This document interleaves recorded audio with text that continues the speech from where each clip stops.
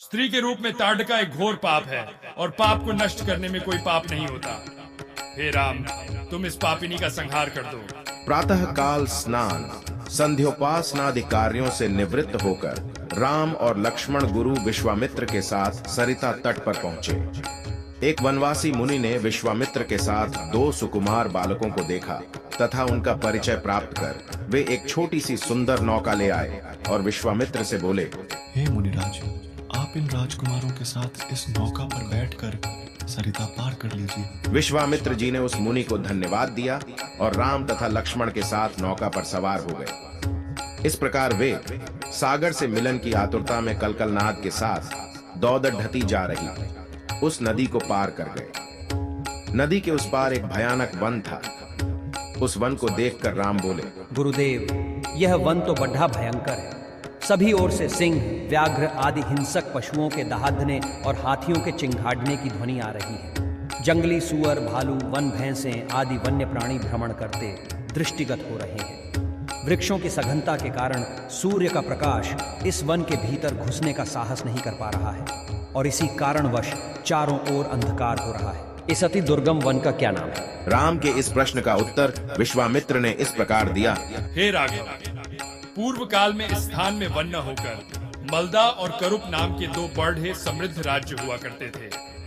दोनों ही राज्य ऊंची ऊंची अट्टालिकाओं, वीथिकाओं तथा सुंदर पथों से सुशोभित थे तथा धन धान्य और समृद्धि से परिपूर्ण थे। दूर दूर के व्यापारी यहाँ पर व्यापार करने आया करते थे, किंतु ताड़का नामक एक यक्ष कन्या ने उन दोनों राज्यों का विनाश कर दिया। ऋषि विश्वामित्र ने आगे बताया, ताड़का कोई साधारण स्त्री न होकर सुंद नाम के राक्षस की पत्नी और मारीच नामक राक्षस की माता है। उसके शरीर में 1000 हाथियों के बराबर बल है और वह अत्यंत पराक्रमी और शक्तिशाली है। इस प्रदेश को नष्ट करने के पश्चात ताड़का ने अपने पुत्र मारीच के साथ मिलकर यहाँ के समस्त निवासियों को मारकर खा डाला। अब उनके भय से यहाँ 2-2 कोस दूर तक किसी मनुष्य की परछाई भी दिखाई नहीं देती। भूलवश यदि कोई यहाँ आ भी जाए तो जीवित नहीं लौट पाता। उसी ताड़का का संहार करने के लिए ही मैं तुम्हें यहाँ लाया हूँ। राम ने आश्चर्य से पूछा, गुरुदेव, स्त्रियां तो कोमल और दुर्बल होती हैं, फिर ताड़का में 1000 हाथियों का बल कैसे आ गया? ऐसा प्रतीत होता है कि अवश्य कुछ न कुछ रहस्य है। विश्वामित्र बोले, वत्स, तुम्हारा कथन सत्य है और वास्तव में इसके पीछे एक रहस्य है। सुकेतु नाम का एक अत्यंत बलवान यक्ष था। वह संतानहीन था, अतः संतान प्राप्ति के उद्देश्य से उसने ब्रह्मा जी की कठोर तपस्या की। उसकी तपस्या से प्रसन्न होकर ब्रह्मा जी ने उसे संतान होने का वरदान दे दिया। परिणाम स्वरूप ताड़का का जन्म हुआ। सुकेतु के द्वारा ताड़का के अत्यंत बली होने का वर मांगने पर ब्रह्मा जी ने उसके शरीर में 1000 हाथियों का बल दे दिया। विवाह योग्य आयु होने पर सुकेतु ने ताड़का का विवाह सुंद नामक राक्षस से कर दिया और उससे मारीच का जन्म हुआ। मारीच भी अपनी माता के समान बलवान और पराक्रमी था।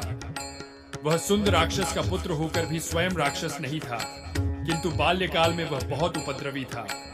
ऋषि मुनियों को अकारण कष्ट दिया करता था। उसके उपद्रवों से त्रस्त होकर एक दिन अगस्त्य मुनि ने उसे राक्षस हो जाने का शाप दे दिया। अपने पुत्र के राक्षस गति प्राप्त हो जाने से सुंद अत्यंत क्रोधित हो गया और अगस्त्य ऋषि को मारने दौड़ा। इस पर अगस्त्य ऋषि ने शाप देकर सुंद को तत्काल भस्म कर दिया। अपने पति की मृत्यु का बदला लेने के लिए ताड़का भी अगस्त्य ऋषि पर झपटी। इस पर अगस्त्य ऋषि ने शाप देकर ताड़का के सौंदर्य को नष्ट कर दिया और वह अत्यंत कुरूप हो गई। अपनी कुरूपता को देखकर और अपने पति की मृत्यु का बदला लेने के लिए ताड़का ने अगस्त्य मुनि के आश्रम को नष्ट करने का संकल्प किया है। अतः हे राम, मैं तुम्हें आज्ञा देता हूँ कि तुम ताड़का का वध करो। तुम्हारे अतिरिक्त इसका वध कोई भी नहीं कर सकता। अपने मन से यह विचार निकाल दो कि यह स्त्री है और स्त्री का वध मैं कैसे करूं। स्त्री के रूप में यह एक घोर पाप है और पाप को नष्ट करने में कोई पाप नहीं होता। समस्त संशय को त्याग कर मेरी आज्ञा से तुम इस पापिनी का संहार कर दो। राम ने कहा, गुरुदेव, आपकी आज्ञा मुझे शिरोधार्य है। समस्त मानवों के कल्याण के लिए मैं अवश्य ही ताड़का का वध करूंगा। इतना कहकर राम ने अपने धनुष पर बाण रखकर उसकी प्रत्यंचा को कान तक खींचकर भयंकर टंकार किया। टंकार से उत्पन्न ध्वनि से समस्त वन प्राणत गुंजायमान हो उठा। वन्य प्राणी भयभीत होकर इधर उधर भागने लगे। इस प्रकार की अप्रत्याशित खलबली मची देखकर ताड़का क्रोध से भर उठी। धनुष ताने राम को देखते ही इस विचार से कि कोई अपरिचित कुमार उसके साम्राज्य पर आधिपत्य करना चाहता है, वह क्रोध से पागल हो गई। राम पर आक्रमण करने के लिए वह तीव्र गति से उन पर झपटी। ताड़का को अपनी ओर आते देखकर राम ने लक्ष्मण से कहा, हे सौमित्र, ताड्डा के वृक्ष जैसी विशाल और विकराल मुख वाली इस राक्षसी का शरीर कितना क्रूप है। इसकी मुख मुद्रा देखकर ही प्रतीत होता है कि यह बड्ढी हिंसक है और निरीह प्राणियों की हत्या करके उनका रक्तपान करने में इसे बहुत आनंद आता होगा। तुम एक तरफ सावधान होकर खड़े हो जाओ और देखो कि कैसे इसे मैं अभी यमलोक भेजता हूँ। विकराल देहधारिणी ताडका अपने बड्ढे बड्ढे दांत चमकाती, भुजाओं को फैलाए हुए द्रुतगामी बिजली की तरह राम और लक्ष्मण पर अत्यंत तीव्रता के साथ झपटी। राम इस भयंकर आक्रमण के लिए पहले से ही तत्पर थे। उन्होंने तीक्ष्ण बाण चलाकर उसके हृदय को छलनी कर दिया। उसके वक्षस्थल से गर्म गर्म रक्त की धारा प्रवाहित हो उठी। वह आक्रमण करने के लिए पुनः टूट पड़े ढे। इससे पूर्व ही राम ने एक और बाण चला दिया जो सीधे उसके वक्ष में जाकर लगा। वह पीढ़ा से चीखती हुई चक्कर खाकर भूमि पर गिर पड़ी और अगले ही क्षण उसके प्राण पखेरु उड़ाए गए।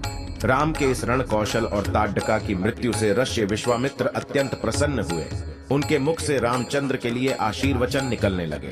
गुरु की आज्ञा से वहीं पर सभी ने रात्रि व्यतीत किया। प्रातःकाल उन्होंने देखा कि ताड्डका के आतंक से मुक्ति पा जाने के कारण उस वन की भयंकरता और विकरालता समाप्त हो चुकी है। कुछ समय तक उस वन की शोभा निहारने के उपरांत स्नान पूजन से निवृत्त होकर वे महर्षि विश्वामित्र के आश्रम की ओर चल पड़े। जय श्री राम।